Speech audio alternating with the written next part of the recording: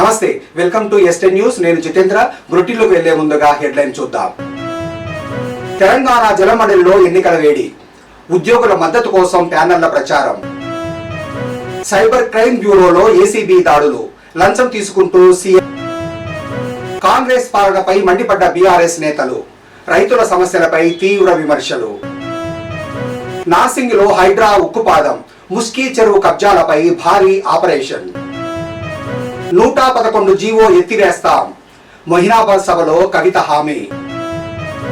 ఇక డీటెయిల్స్ లోకి వెళ్తే, హైదరాబాద్ లో తెలంగాణ జలమండలి ఎంప్లాయీస్ యూనియన్ ఎన్నికల సందడి మొదలైంది. జూన్ 6న జరగనున్న ఎన్నికల నేపథ్యంలో ఎస్ఆర్ నగర్ జలమండలి కార్యాలయంలో ఉద్యోగుల కీలక సమావేశం నిర్వహించబడింది. ఈ సమావేశంలో పాల్గొన్న ఐఎన్టీయూసీ వైస్ ప్రెసిడెంట్ రాజిరెడ్డి, 2 ఏళ్లుగా పెండింగ్ లో ఉన్న ఎన్నికల నిర్వహణకు ఆదేశాలు ఇచ్చిన సీఎం రేవంత్ రెడ్డికి, మంత్రి వివేక్ వెంకటస్వామిలకు కృతజ్ఞతలు తెలిపారు.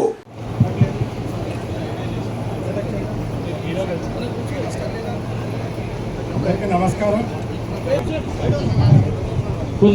అందరూ తమ తమ సీట్లలో కూర్చోని చెప్తున్నాను. దయచేసి అలాగే మన మహబూబ్ రెడ్డి గారిని, తర్వాత సర్కిల్ టూ తరఫున ముందుగా రామనాథ్ ఎక్కడ జయరాజ్ భాయ్, మొగలయ్య గారు, లక్ష్మణ్ యాదవ్, రామచంద్ర గారు ఎక్కడున్నారు? రండి, అది చప్పట్లు కొట్టండి భాయ్.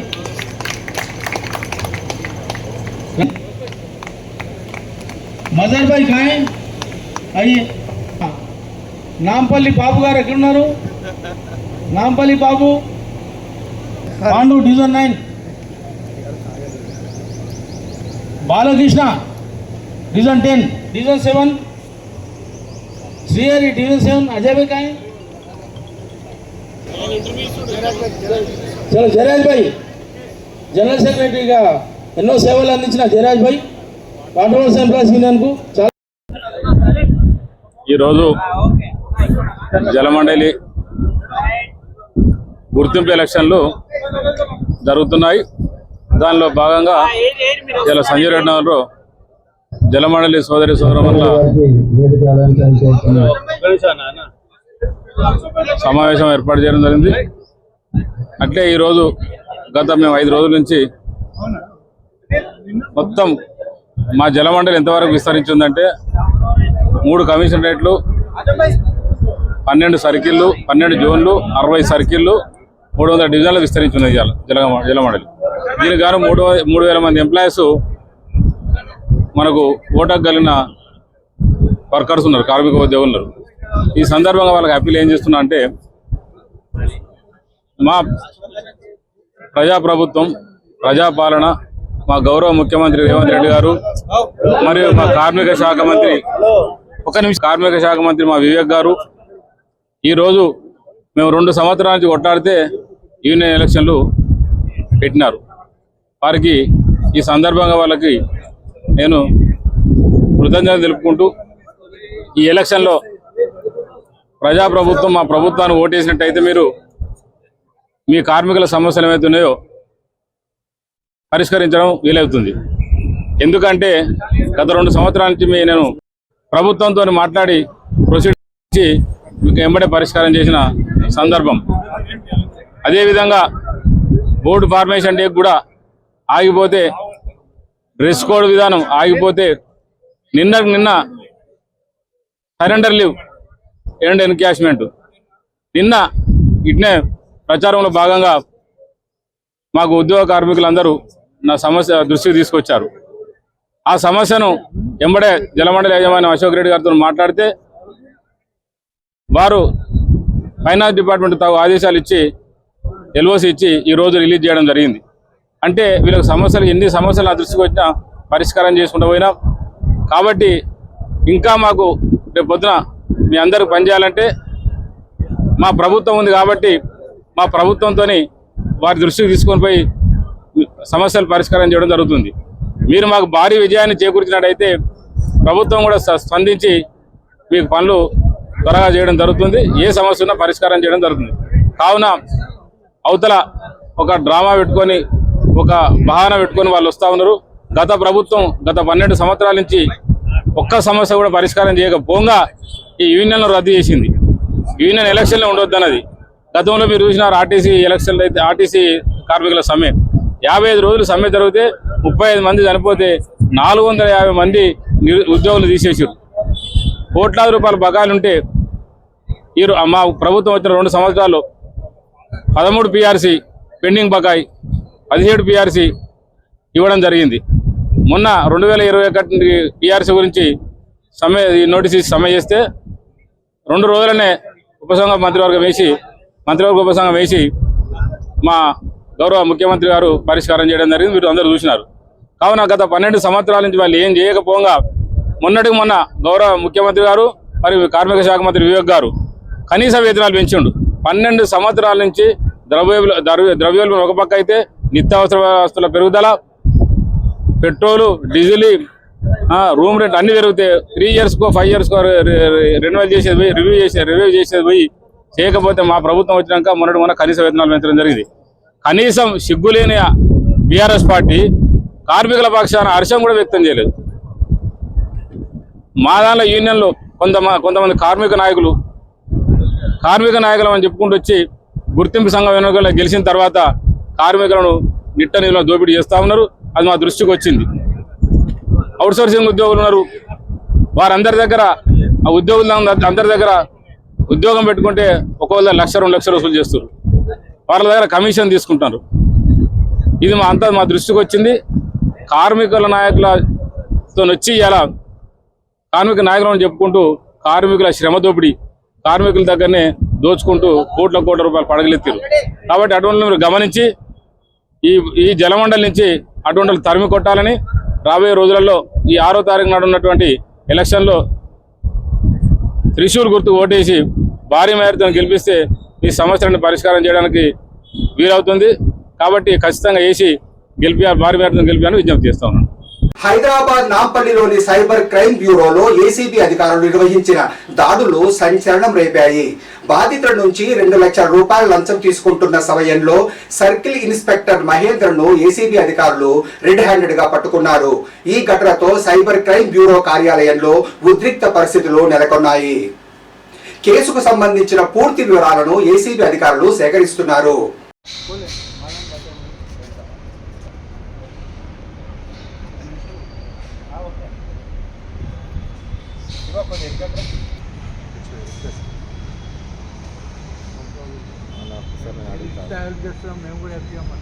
రెడ్డి, నేను ACB CIU central investigation unit డిఎస్పీని. మాకు కంప్లైంట్ రావడం వల్ల ఇవాళ crime security bureau cyber crime security bureau police స్టేషన్కి రావడం జరిగింది. ఒక కంప్లైంట్ దగ్గర ఇక్కడ ఇన్స్పెక్టర్ మహేందర్ గారు డబ్బులు డిమాండ్ చేస్తున్నారు. వాళ్ళ ఫ్యామిలీ మెంబర్స్ని, ఫ్రెండ్స్ని కేసులో ఇరికిస్తామని చెప్పి బెదిరిస్తూ డబ్బులు ఇవ్వమని డిమాండ్ చేస్తుంటే 9 lakhs కుదిరింది. ఆ 9 lakhsలో ఆల్రెడీ 5 lakhs తీసుకున్నాడు అతను. ఇంకా 4 లక్షల కోసం వేధిస్తుండగా ఈరోజు పట్టుకోవడం జరిగింది. వచ్చాడు ఇవాళ.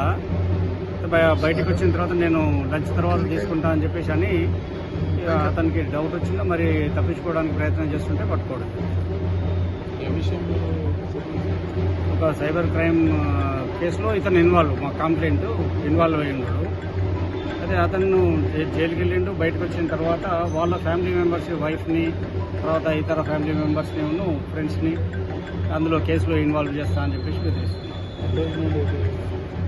చాలా కాలం నుండి బెదిరిస్తున్నారు. ఆల్రెడీ అంటే వాళ్ళ ఫాదర్ దగ్గర కంప్లైంట్ యొక్క ఫాదర్ దగ్గర నుంచి 2 లక్షలు తీసుకున్నాడు. ఈ కంప్లైంట్ దగ్గర కూడా ఒకసారి 2 లక్షలు, ఒకసారి 1 లక్ష రూపాయలు తీసుకున్నాడు. ఇంకా డిమాండ్ చేస్తున్నాడు. ఇంకా ఇప్పుడు 4 lakhs డిమాండ్ చేస్తున్నాడు. అరెస్ట్ చేసి కోర్టులో ప్రొడ్యూస్ చేస్తాం. ఇవాళ అవకాశం ఉంటే ఇవాళ చేస్తాము, పని అయిపోతే రేపు మార్నింగ్ చేస్తాం. ఇంటి దగ్గర సోదాలు జరిగితే ఇంట్లో 13 లక్షల రూపాయలు డబ్బులు దొరికినాయి, కొంత గోల్డ్ ఆర్నమెంట్స్ దొరికినాయి. ప్లాట్లకు సంబంధించిన వివరాలు దొరికితే వాటి గురించి ఎంక్వైరీ చేస్తాం. అల్వాల్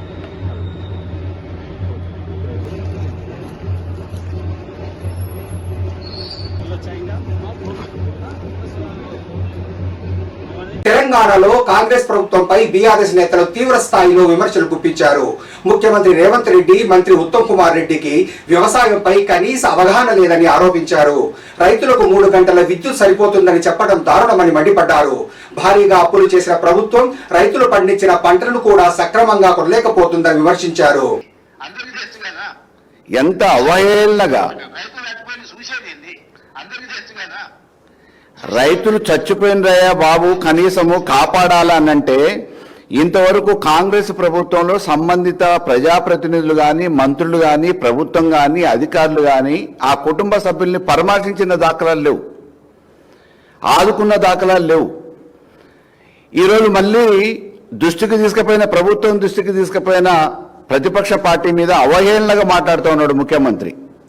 నాకు బాగా గుర్తుంది, మహారాష్ట్రలో బాంబేలో ఒక అగ్ని ప్రమాదం జరిగితే ఆనాడున్న కాంగ్రెస్ ప్రభుత్వంలో ముఖ్యమంత్రి పోయి అక్కడ నవ్వుతే వెనువెంటనే అధిష్టానం సీరియస్ అయ్యి అతన్ని పదవి నుంచి వైదొలిగి ఇచ్చింది, బర్తరఫ్ చేసింది.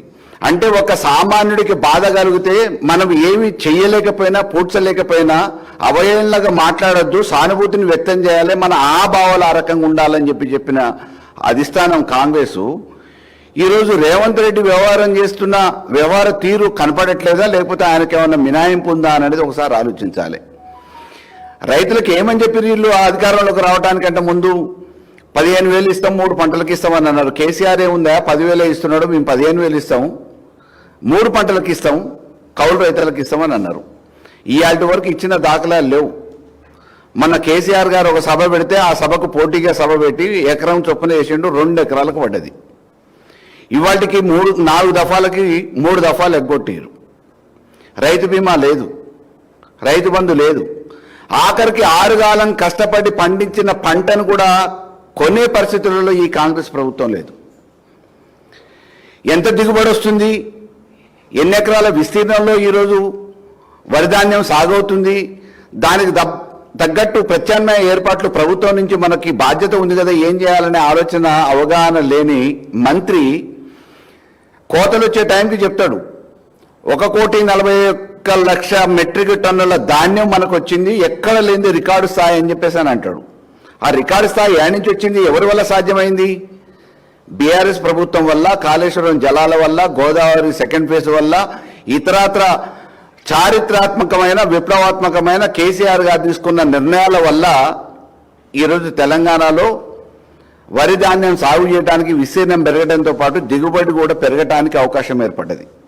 అటువంటి దిగుబడి పెరుగుతుంది, విస్తీర్ణంలో ఎన్ని హెక్టార్లలో ఎన్ని ఎకరాలలో సాగు చేసిరని చెప్పేసి అవగాహన లేని మంత్రి 1,41,00,000 మెట్రిక్ టన్నులు మాకు దిగుబడి వస్తుంది, దాంట్లో 90 లక్షల మెట్రిక్ టన్నులు మేము కొనుగోలు చేయబోతున్నాం అని చెప్పేసి చెప్పారు. అంతకుముందేమో చివరి గింజ వరకు ధాన్యం రైతులు పండించిన తెలంగాణలో పంటని చివరి గింజ వరకు కొంటామని చెప్పిన కాంగ్రెస్ నాయకులు, ప్రజాప్రతినిధులు, మంత్రులు, ప్రభుత్వం అధికారులు చివరికి వచ్చి ఏం చెప్తారు, 90 లక్షల మెట్రిక్ టన్నులు కొంటామని అంటారు. నిన్న మొన్న అదే సంబంధిత మంత్రి ఏమంటాడు ఉత్తమ్ కుమార్ రెడ్డి, లేదు మేము అంత కొనలేము, కేంద్ర ప్రభుత్వం ఒప్పుకోవట్లేదు, 75 లక్షలు మాత్రమే కొంటాము అని చెప్పేసి అని అంటాడు. 75 లక్షల మెట్రిక్ టన్నులు కొనడానికి కావాల్సిన వనరులను ఏమైనా ఏర్పాటు చేసిరా అనంటే ఐకేపీ సెంటర్లు ఫోటోలు దిగడానికి, కొబ్బరికాయలు కొట్టడానికి, ఫోజులు ఇవ్వడానికి మాత్రం ఐకేపీ సెంటర్లు ఓపెన్ చేసిరు. కానీ కనీసం ఆడ బస్తాలు లేవు, పురికోసలు లేవు, హమాలీలు లేవు, కాంటాలు సరిగా పనిచేయలేదు. ఆఖరికి కాంటా వేసిన ధాన్యాన్ని లిఫ్ట్ చేయడానికి లారీలను కూడా సప్లై చేయలేదు. ఈ ప్రభుత్వం ఎంతసేపు ఏంటి, ఉత్తమ్ కుమార్ రెడ్డి నోరు తెరిస్తే అబద్ధాలు, కాలు బయట పెడితే ఆర్భాటాలు, ఆయన చిట్టా విప్పితే మొత్తం అవినీతి భాగవతం. పౌర సరఫరా శాఖ మంత్రిగా ఉన్న ఉత్తమ్ కుమార్ రెడ్డి గవర్నమెంట్లోకి వచ్చిన వెనువెంటనే ధాన్యం ఏదైతే రైసు మిల్లర్ల దగ్గర ఉందో దాన్ని కొనుగోలు చేయడానికి ఆ రైసు మిల్లర్లు ఒక రేటును కోట్ చేస్తే 2400 కోట్ చేస్తే లేదని చెప్పి సిండికేట్ చేసి కమిషన్ కోసం అతను కొంతమందిని కూడబలికి గవర్నమెంట్ తరఫున టెండర్ వేయించి 2200కి 200 రూపాయలు తక్కువ చేసి ధాన్యం కొనుగోలు చేసి ఇంతవరకు ఆ ధాన్యాన్ని సేకరించింది లేదు ఆ కాంట్రాక్టర్లు. టెండర్ని పొడిగిస్తా ఉన్నాడు. దాని మీద ఉన్న శ్రద్ధ ఈ రైతుల మీద ఎందుకు లేదు? పండించిన ధాన్యం మీద, రైసు మిల్లర్ల దగ్గర ఉన్న స్టాక్ ఉన్న ధాన్యం మీద వచ్చే కమిషన్ మీద ఉన్నంత శ్రద్ధ ఈరోజు కల్లాలల్లో రైతులు పోసిన కల్లాలల్లో ఆ ధాన్యం మీద కొనుగోలు చేయడానికి ఎందుకు అంత శ్రద్ధ ఉండట్లేదు? రైతులకు బోనస్ ఇస్తా అని బోనస్ ఎగ్గొట్టే అయ్యాల ప్రతి బస్తాకి మేము బోనస్ ఇస్తామని చెప్పారు రైతు బంధుతోని. కానీ ఇలా అధికారంలోకి వచ్చిన తర్వాత ఏం చెప్పారు? సన్న వడ్లకు మాత్రమే బోనస్ ఇస్తామని అన్నారు. ఉన్న నాలుగుకి కొండ నాలుగు మందేస్తే ఉన్న నాలుగు పోయినట్టు ఆ 10,000 కూడా అతిగతి లేదు. ఇవాళ రైతు బంధు ఇస్తా అన్న 10,000 కూడా అతిగతి లేదు, బోనస్ లేదు, బీమా లేదు, రైతు బంధు లేదు, ఆఖరికి ధాన్యం కూడా కొనుగోలు చేసే పరిస్థితిలో ఈరోజు ప్రభుత్వం లేదు. నీటి కష్టాలు మొదలైనాయి, కరెంటు కష్టాలు మొదలైనాయి. ఏ మీటర్లు అయితే పెడతామని చెప్పేసి రైతులకి, ట్రాన్స్ఫార్మర్లకి, మోటార్లకి మీటర్లు పెడతామని చెప్పేసి ఆనాడు కేంద్ర ప్రభుత్వం కేసీఆర్ గారు ఇక్కడ అధికారంలో ఉన్నప్పుడు ఒత్తిడి చేసి మీటర్ల పేరు మీద వ్యాపారం చేయాలని కేంద్ర ప్రభుత్వం ఆలోచించి ఆర్డీఎస్ స్కీమ్లో జాయిన్ కమ్మన్నదో, దానివల్ల తెలంగాణ రైతాంగానికి సమూలంగా నష్టం జరుగుతుందనే ఆలోచనతోనే నాటి ముఖ్యమంత్రి కేసీఆర్ గారు ససేమిరా ఒప్పుకోకపోతే ఈరోజు వాళ్ళు పెట్టిన షరతులకు తలొగ్గి కాంగ్రెసు వాళ్ళకు కావాల్సిన అప్పులు పుట్టించుకోవడానికి బీజేపీ కేంద్ర ప్రభుత్వం దగ్గర మోకరిల్లి ఆర్డీఎస్ స్కీమ్ తీసుకొచ్చే ప్రయత్నం చేస్తూ ఉంది. దానికి పబ్లిక్ ఎరుగు పెడుతూ ఉంది. ఆర్డీఎస్ స్కీమ్లో జాయిన్ అవుతామని అంటున్నారు. ఇలా రైతు కమిషన్ చైర్మన్ అంటే ఆయన కోదండ రెడ్డి 3 గంటలు సరిపోతుంది, 24 గంటలు అవసరం లేదంటాడు. అయ్యాల కిరణ్ కుమార్ రెడ్డి ఇదే చెప్పిండు, తెలంగాణ వస్తే కరెంట్ ఉండదు, చీకటి అయిపోతుంది అన్నాడు. కానీ కాంతి విరజిమ్మేటట్టు పట్టపగల్ని తలపించే విధంగా అన్ని నగరాలలో, గ్రామాలలో, పట్టణాలలో 24 గంటలు కరెంట్ ఇచ్చిన ఘనత ఎవరిది అని అంటే ఆనాటి ముఖ్యమంత్రి కిరణ్ కుమార్ రెడ్డి చీకటి అవుతుంది అన్నా కానీ వెలుతులు విరజిమ్మేటట్టు ఈ తెలంగాణని అటు సస్యశ్యామలం చేయడంతో పాటు వెలుగులలో నింపిన కేసీఆర్ గారు 24 గంటలు కరెంట్ ఇస్తే తెలంగాణ రైతాంగం అన్ని రకాల వాణిజ్య పంటలు కానీ ఇతరత్ర పంటలు కానీ అన్ని పంటలు చేసుకుంటే ఈరోజు 3 గంటలు ఇస్తే సరిపోతుంది అని అంటుండు. 3 గంటలు ఇచ్చే ఆయన వ్యవసాయం చేసేటోడైతే కోదండ రెడ్డి కానీ లేకపోతే రేవంత్ రెడ్డి కానీ ఇవాళ ఉన్న మంత్రి ఉత్తమ్ కుమార్ రెడ్డి అయితే ఆయనకు మామూలుగా నాకు తెలిసి వ్యవసాయం కాదు, దేని మీద అవగాహన లేదు, ఎద్దు లేదు, వ్యవసాయం లేదు. అటువంటి వాళ్ళకి, అవగాహన లేని వాళ్ళకి, ఆలోచన లేని వాళ్ళకి ఆ శాఖలు అప్పచెప్పి మీరు రైతులు బాగు చేయమంటే ఏం బాగు చేస్తారు? ఇవాళ 3 గంటలు కరెంటుతోని మీరు వ్యవసాయం చేయొచ్చు అని చెప్పి చెప్తున్నాడంటే అవగాహన ఉన్న నాయకుడు అన్నట్ట. అంతకుముందు ఇదే మాట అమెరికాలో కూర్చొని రేవంత్ రెడ్డి అన్నాడు ఎన్నికల కంటే ముందే. లేదు కరెంటు మామూలుగా 3 గంటలు అయితే సరిపోతుంది అన్నాడు. అదే మాట ఇవాళ కోదండ రెడ్డి రిపీట్ చేస్తామన్నాడు. 3 గంటలతోని వాళ్ళకి వ్యవసాయం నిజంగా ఉంటే 3 గంటలతోని మీటర్ పెడితే ఎన్ని మళ్ళు పారుతుంది, ఎన్ని ఎకరాలు భారీ చేయగలుగుతారు, ఎన్ని ఎకరాల విస్తీర్ణంలో పంటలు పండించగలుగుతారు అనేది అవగాహన ఉన్న నాయకుడు అయితే నిజంగా ఏమైనా చెప్పవచ్చు. ఇలా రైతులు ఆరుగాలం కష్టపడి ఏదో వాణిజ్యం కాదు, ఇది వ్యాపారం కోసం కాదు, ఈ దేశంలో ఉన్న యావత్ ప్రజానికానికి అన్నం పెట్టాలనే ఒక ఆలోచనతోని, సంకల్పంతోని అప్పులు చేసేనా, ఏం జరుగుతుందో తెలియకపోయినా, ప్రకృతి సహకరిస్తుందో లేదో తెలియదు, వర్షాలు ఎప్పుడు పడతాయో ఎప్పుడు పడవో తెలియదు, నీళ్లు ఎప్పుడు వస్తాయో ఎప్పుడు రావో తెలియదు, ఇటువంటి అయోమయ పరిస్థితులలో అన్నం పెట్టే రైతన్నని, ఈ దేశ ప్రజలకు అన్నం పెట్టే రైతన్నని ఆదుకోవాల్సిన ఈ ప్రభుత్వం పండిన పంటను కూడా కొనే పరిస్థితి లేదు. మొక్కజొన్నలు కొనట్లే, మక్కలు కొనే పరిస్థితి లేదు, ధాన్యం కొనే పరిస్థితి లేదు. ఇంతవరకు కనీసం దాని గురించి ఒక రివ్యూ లేదు. ఎంతసేపు అడావుడి ఆర్భాటాలు చేసి 3,50,000 కోట్ల రూపాయలు అప్పు చేసిన ఈ కాంగ్రెస్ ప్రభుత్వం కేవలం 2.5 సంవత్సరాల కాలంలో ఏం చేసిందా అంటే ఈ రాష్ట్రాన్ని బాగు చేయడానికి అందాల పోటీలు పెట్టింది. ప్రజల సొమ్ముతోని ఫుట్బాల్ ఆడిరు, ఢిల్లీకి ముడుపులు చెల్లిస్తున్నారు. సన్నధాన్యానికి వడ్లకి బోనస్ ఇస్తామని చెప్పిన వీళ్ళు సన్నధాన్యానికి బోనస్, రైతు బంధు ఇదంతా ఆపేసి తెచ్చిన అప్పుని, వస్తున్న ఆదాయాన్ని, ఆఖరికి జీతభత్యాలు కూడా ఇవ్వకుండా ఢిల్లీకి దేవుని ఉండిలో వేసినట్టు వేస్తున్నారు. హైదరాబాద్ పరిధిలో చెరువుల పరిరక్షణకు హైడ్రా అధికారులు మరోసారి దూకుడు ప్రదర్శించారు. నార్సింగ్లోని ముష్కీ చెరువుపై శనివారం ఉదయం భారీ ఆపరేషన్ చేపట్టిన హైడ్రా ఇరిగేషన్ శాఖ బృందాలు ఆక్రమణల తొలగింపు చర్యలను వేగవంతం చేశాయి. మొత్తం 60 ఎకరాల చెరువులో సుమారు 10 ఎకరాలు కబ్జాకు గురైనట్టు అధికారులు గుర్తించారు. FTL బఫర్ జోన్ పరిధిలో అక్రమంగా నిర్మించిన కట్టడాలపై జేసీబీలతో కూల్చివేతలు నిర్వహించారు.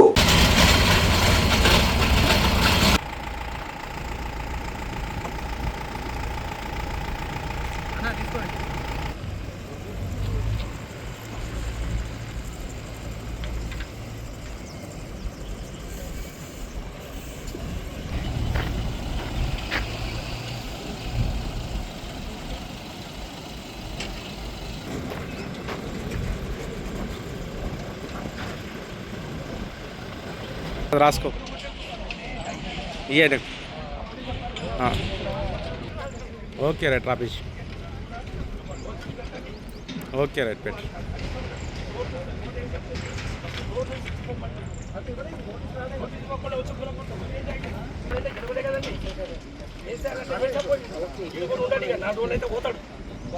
మోసం చేస్తున్నాడు బతకరు. మంచి మంచాలు వైరు. జై శ్రీరామ్. మంచి ఎమ్మెల్యే వైరు. అక్కడ ఎందుకు వస్తున్నావు? ఇక్కడ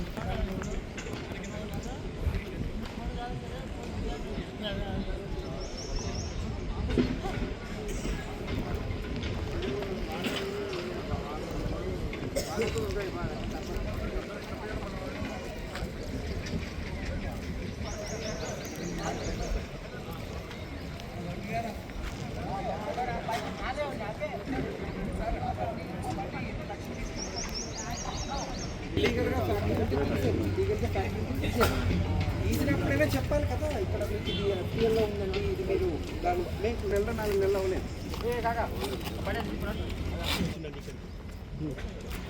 ఈ గోడ కట్టేటప్పుడు ఇదే ప్రజా పరిపాలన.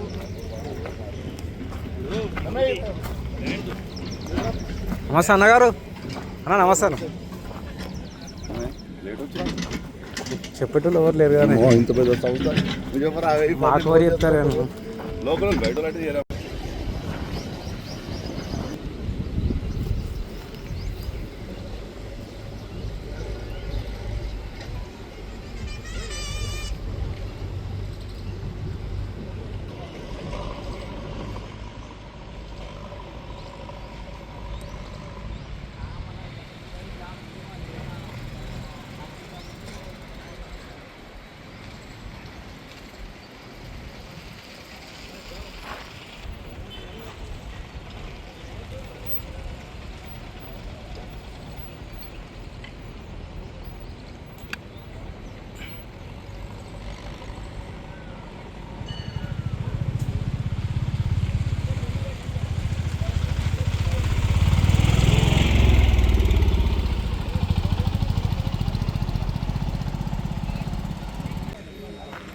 తొందరగా ఫస్ట్ అది బ్రేకింగ్ అయినా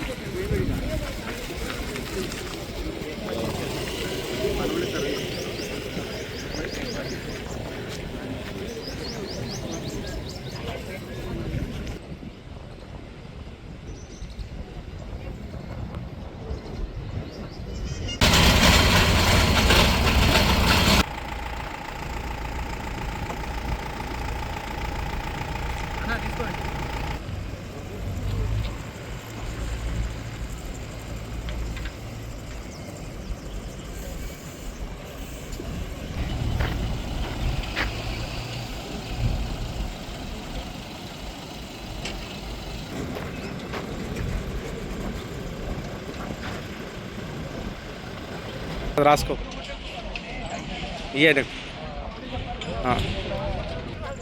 ఓకే రైట్ రాపేష్ ఓకే రైట్ పెట్టు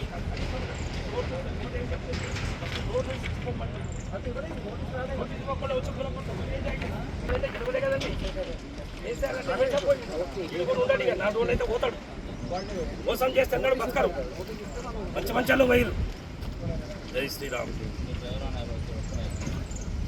మంచి ఎమ్మెల్యే వైరు అక్కడ ఎందుకు వస్తున్నావు ఇక్కడ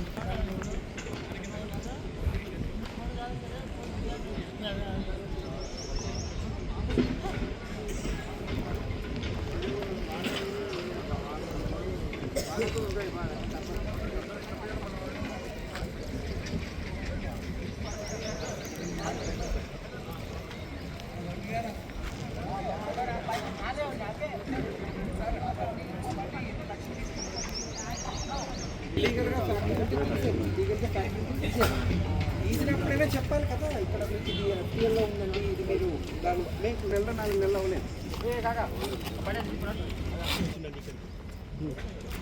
ఈ గోళ కట్టేటప్పుడు ఇదే ప్రజా పరిపాలన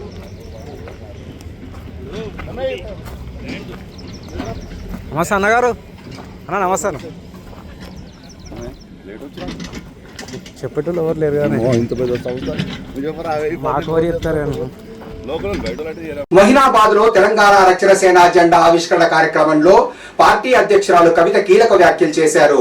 తెలంగాణలో కొత్త రాజకీయ శక్తిగా తెలంగాణ రక్షణ సేన పుట్టుకొచ్చిందని పేర్కొన్న ఆమె 111 జీవో ఎత్తివేస్తామని ప్రజలకు హామీ ఇచ్చారు. మొహినాబాద్ చెవెళ్ల ప్రాంతాల్లో భూముల విలువలు భారీగా పెరిగిన 111 జీవో కారణంగా రైతులు ఇబ్బందులు ఎదుర్కొంటున్నారని ఆమె అన్నారు.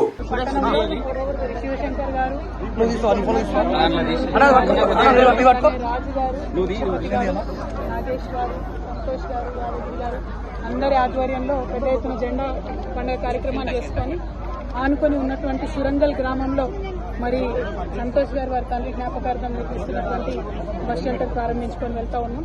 మరి హైదరాబాద్ కూతవేట్ల దూరంలో ఉన్నటువంటి మొయినాబాద్లో జరగాల్సినటువంటి అభివృద్ధి కానీ జరగాల్సినటువంటి పరిస్థితి కానీ 12 ఏళ్లలో జరగలేదనే భావన ప్రజల్లో కనపడతా ఉన్నది. ముఖ్యంగా రియల్ ఎస్టేట్ మీద ఆధారపడి బతికేటటువంటి ప్రజలు 111 జీవోను తీసేయకుండా మాకు అన్యాయం చేశారు 2 ప్రభుత్వాలు కూడా అని అనుకుంటా ఉన్నారు. అట్లానే పెద్ద ఎత్తున కూరగాయలతో పండించి మరి ఇక్కడ నుంచి హైదరాబాద్ మీద ఆధారపడేటటువంటి ప్రజలు కూడా మాకు మా ఇంట్లో ఏదైనా చిన్న అవసరం ఉంటే కూడా అమ్ముకుంటే పక్కకు 100 ఎకరాలు ఉన్నది, ఇక్కడ మాకు అంత విలువ లేదు, మా భూమికి 100 కోట్లు ఉన్నది ఎకరానికి, మాకు మా భూమికి అంత విలువ లేదనేటటువంటి ఒక విషయాన్ని కూడా ప్రజలు చెప్తా ఉన్నారు. అల్టిమేట్ గా తెలంగాణ రక్షణ సేన పుట్టిందే తెలంగాణ ప్రజల హక్కులను కాపాడడం కోసం కాబట్టి తప్పకుండా తెలంగాణ రక్షణ సేన అధికారంలోకి వస్తుంది. మేము అధికారంలోకి వచ్చిన తర్వాత 111 జీవోను తీసేసి ఈ 120 గ్రామాల ప్రజలకు వారి భూమి విలువను పెంచే విధంగా ప్రయత్నం చేస్తామని సందర్భంగా తెలియజేస్తూ జై తెలంగాణ. బులెటిన్ ముగించే ముందు హెడ్లైన్స్ మరోసారి.